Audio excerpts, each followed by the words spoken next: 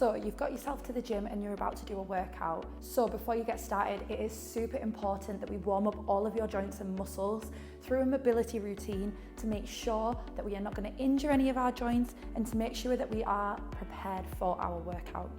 Here is a simple full body mobility routine that's going to make sure that you are prepared and ready to lift some weights. So firstly, we're going to start with the wrists. I recommend getting on all fours, rocking back and forth to start warming up those wrist joints because they are going to be lifting all of the weights.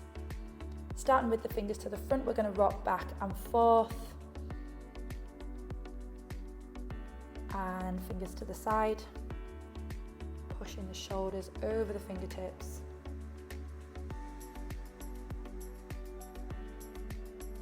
Turning the hands towards the knees. Some gentle rocks back and forth here, trying to keep those arms straight.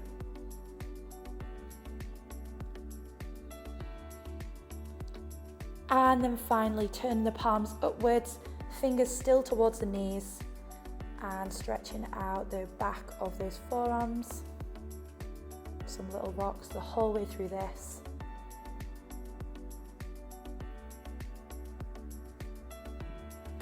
Then give your wrist a little shake off. You can do some wrist rolls if you need to, one way and then the other. We're then going to start getting into the spine and the hips a little bit. So once again, on all fours, we're going to start with some simple cat-cows. So dropping your belly, lifting your head,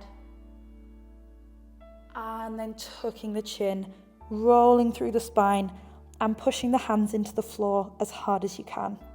In this position, think about pulling your shoulder blades apart and squeezing your core into your spine so that we have a nice rounded back. From there, dropping back through into your cat, cow, I always get that wrong, and then the cat again. Nice. From there, we're going to start rocking back and forth, a little bit bigger than we did at the start this time. Holding in that backward position, we're then going to reach those hands forward as far as you can, shuffling the knees back if we need to. And then the aim here is to try and press your chest, chin or forehead down to the floor.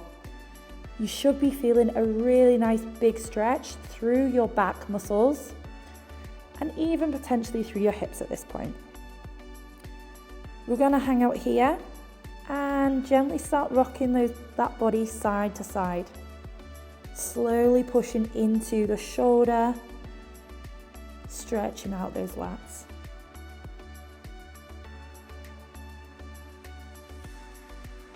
From there, we're going to walk the hands over to the left-hand side, pressing the hands into the floor and then sinking down. The aim here is to try and push your right elbow down to the floor to get a huge stretch down the right side of the body.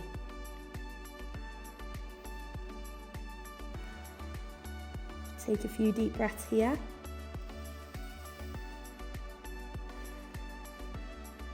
And then staying nice and low, we're going to do the same thing on the right hand side.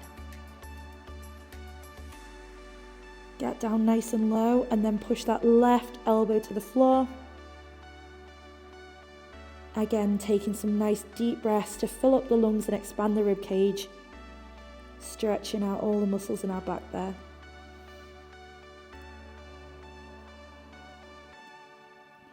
Once we're done there, we're going to walk the hands back into the middle, pull your body forward and extend all the way through, dropping your hips to the floor and bringing your chest up with straight arms.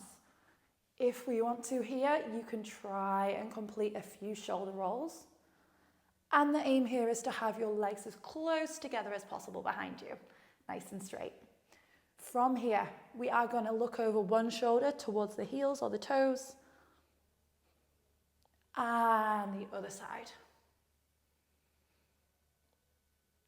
Once again, over to one side, and then the other. It is normal to feel sometimes a little bit of tension in your lower back here, but as you get used to this, that will ease off, and the next pose that we're going to do is going to release that. So from here, Coming back into our tabletop position, we're going to open up the knees and we're actually going to turn those toes out this time. Feels a little bit funny to start with, but you're going to really bring those knees as wide as you can. You might need a mat here just to make sure that your knees are nice and protected. And from here, we're going to go down onto our forearms. This here is going to really help you open up your hips. And once again, we're using that rocking motion to push the hips back towards the heels and forward to release. Every time you push back, we want to try and think about getting a little bit further and a little bit deeper. And then pulling forward again. Pushing back. And forward again. After repeating this a few times, we're going to bring ourselves up into a downward dog position. So stepping those feet in, hands stay planted on the floor, and we're just going to push those legs nice and straight. At the same time, we're pushing our head and chest through our arms and shoulders to get a nice big stretch on the back. Once we've done that, you're going to just relax the upper body a little bit and start paddling out the feet. So pushing one heel down to the floor, getting a big stretch down the back of the leg, and then swapping with the other side.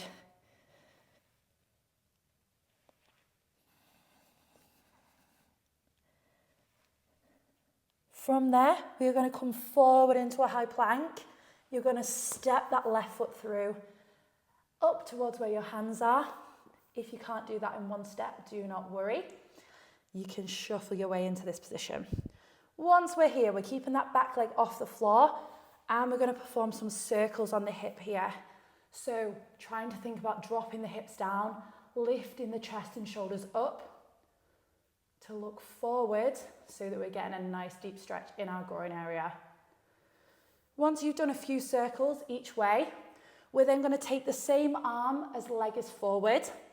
Try and get that elbow down to the floor, as close to the floor as you can, and then do a big reach up and over. Make sure this reach is nice and active and we're not just quickly whizzing over and then back. So really keep pushing that stretch as much as you can. And then you're going to reach back through, pop that elbow on the floor. Reach up and down, up and down. Now we're going to rest that back knee on the floor. Release that tension in the hip a little bit and slowly straighten that front leg into a little hamstring and calf stretch. Gently pulling that toe towards you and leaning forward.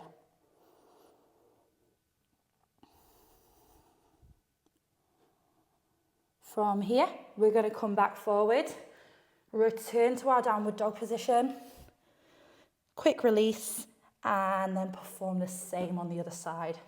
So stepping that leg forward, rolling that hip around, and the other way. Equally trying to keep your hips nice and low, and reaching and opening that chest and head forwards. From there, we're going to start some deep breaths, getting the elbow down to the floor and reaching up overhead. Down to the floor, reaching overhead.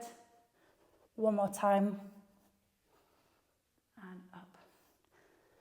Then from there, planting the back knee, slowly sending those hips back, sitting onto that back heel and pulling the toes up on that front leg until that leg's nice and straight. If you can't hold on to the toes, you can hold on to your shin or even your knee, as long as we're trying to lean forward and thinking about closing that gap.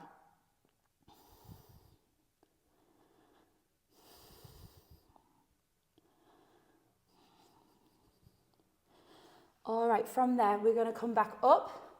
One final go in our downward dog.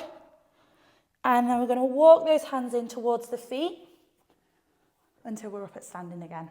Final little bit here, girls. We're going to open our legs into our squat stance. So toes are turned out slightly, feet are just outside the hips. And we're going to challenge ourselves to sit all the way down into the bottom of our squat. From here, and I'll just spin around so you can see me. From here, we're going to start rocking the knees back and forth. You're going to feel a big stretch in the inside of your legs. And we're going to repeat some rotations. So holding onto your left foot, we're going to reach that right hand up and over the midline of your body. Trying to relax the legs as much as possible here. And then switch sides, holding onto the right foot, reaching that left hand up and over the body. And then holding onto the feet again. Continue doing some knee rocks. And if you're feeling brave, you can pop your hands together, push those knees out as wide as you can, and really try and open up that chest and head to the sky. Final thing, hold onto those feet, straighten the legs, tuck your head down, come back to the bottom, lift through, and repeat a few reps there, trying to straighten the legs. And come up to standing. That is you all warmed up for your movements in your workout. What I would also recommend and say is absolutely necessary is to do a couple of warm-up sets on each exercise before you go into your working sets where you're lifting a heavy weight. What I mean by that is, if you were going to go into a set of 50 kilograms barbell back squats, what we would do first is perform one set with the empty barbell, getting those legs moving and warming up the joints in preparation for the heavier lift. You do a second set at about 30 kilograms, again, reminding the body that we are preparing to lift some heavy weight. And then you'd go in for your working sets at 50 kilograms. Following along to this warm-up routine and applying those principles of building up to your working weights is the best way to reduce injury and also ensure that your body is sufficiently warmed up to make sure that you get the maximum out of your training session.